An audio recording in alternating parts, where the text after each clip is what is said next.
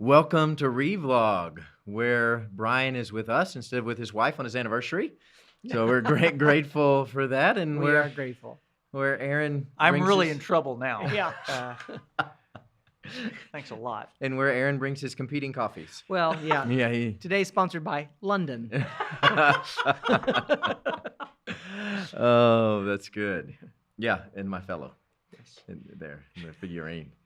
So this week we're handicap. jumping into a new reverse series. Here. So this week we are starting our 10 Commandments series, and this first week is an overview of all the text that we'll be doing the next 13 weeks. So including all 10 Commandments, Jesus speaking of the first and greatest commandment, and the second is like it, and then the Great Commission. So we're all together. So today's the big overview. That's right.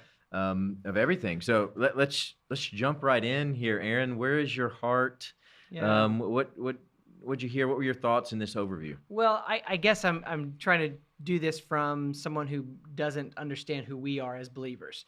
And one of the drive-bys you'll often get is, Yeah. it's a series of do's and don'ts, and more don'ts than do's, and Right, just yeah. that you got to follow all these rules. And it's been so long since I've thought in that way, and I go to the great hymn, "Come Thou Fount of Every Blessing." The last verse says, "Oh, to grace, how great a debtor daily I'm constrained to be.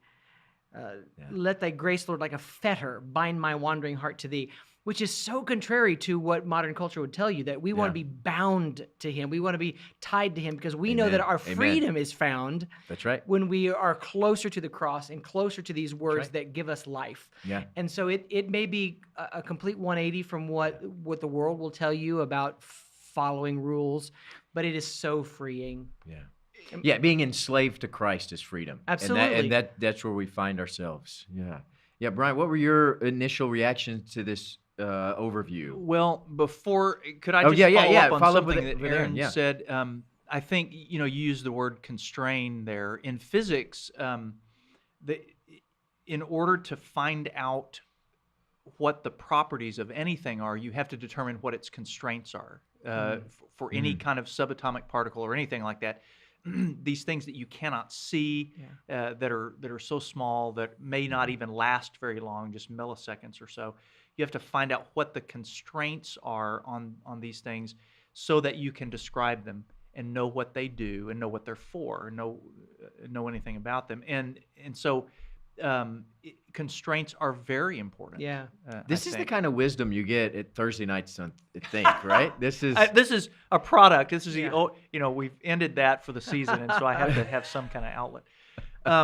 yeah, but your initial thoughts on the overview. My initial thoughts are that these the wording. I like the wording of some of the older translations. You shall not, or rather, some of the newer translations say, "Don't."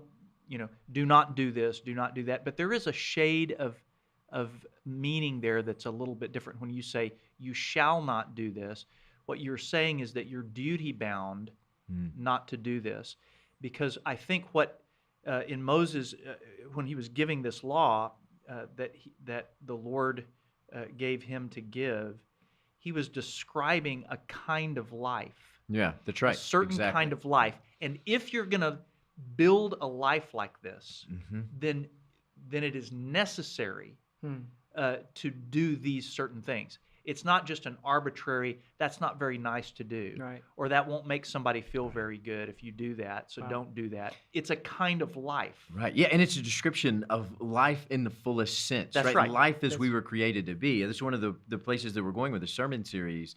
This is more. Yeah. Right. There's more than a list of don'ts here. This is a way of life that we were created for. And they're not just discrete little things. They're all interconnected. Right. and It's not interwoven. random. That's exactly I mean, correct. these are Yes. not 10 random thoughts. That's right. right. It's not God's top 10, these Yeah. things kind of bubbled up to the surface. Right. These are intricate parts of this whole tapestry. Yeah, really. absolutely. Yeah. So, Aaron, let's come to the questions of the text. If you read these three Yeah. this week, what were the question that came to mind? I don't think you're ready for this. Uh-oh. Bryan's ready. If you look at Jesus' words in Matthew 22, he said, "You shall love the Lord your God with all Yeah. your heart, all your soul, and with all your mind. And I thought to myself, is there anything, anything that I love with everything that I, Yeah, and that's a good it's question. I hold back, I reserve, Mhm. to give over everything is to be unreserved is a tall task. Absolutely. And Jesus knows what he's talking about here because he loved his Father with that Mhm. kind of abandon. Yeah. And I think we need to ask ourselves, what is it that we love with everything that we Yeah. have? Amen. Well, I'm with you. What a great question. I mean, is there anything that's out of that spotlight? I Right. mean, it raises the question, what am I trying to keep in the periphery Right. here? Right. Yeah, It's a haunting question. absolutely. Yeah, and what Christ laid out for us is exactly the prescription. I mean, it's Mhm. exactly what we need. It's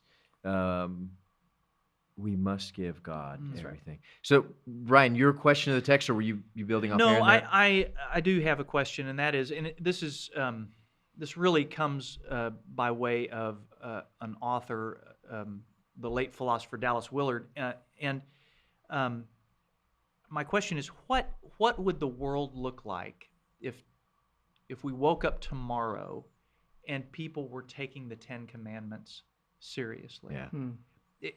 I think if you ask that question, you begin to see how vital Yeah. these are, how core to our very existence these things are. Right. It would be transformational. I mean, the world would look completely. We wouldn't recognize the world. Yeah.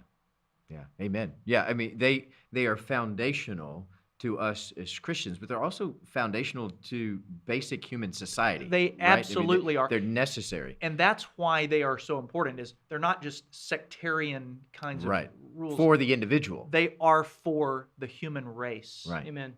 Yeah, for us to live and work and operate as we were created to, it's for all of us. That's right. And we do feel the sting of trying to live apart from that. We're just sort of trying to do these workarounds, and it's crippled the whole race. Yeah, amen, amen. We would love to hear your thoughts on what you expect and what you hope out of the study of the Ten Commandments. Please comment below, and we'd love to hear from you. Thank you.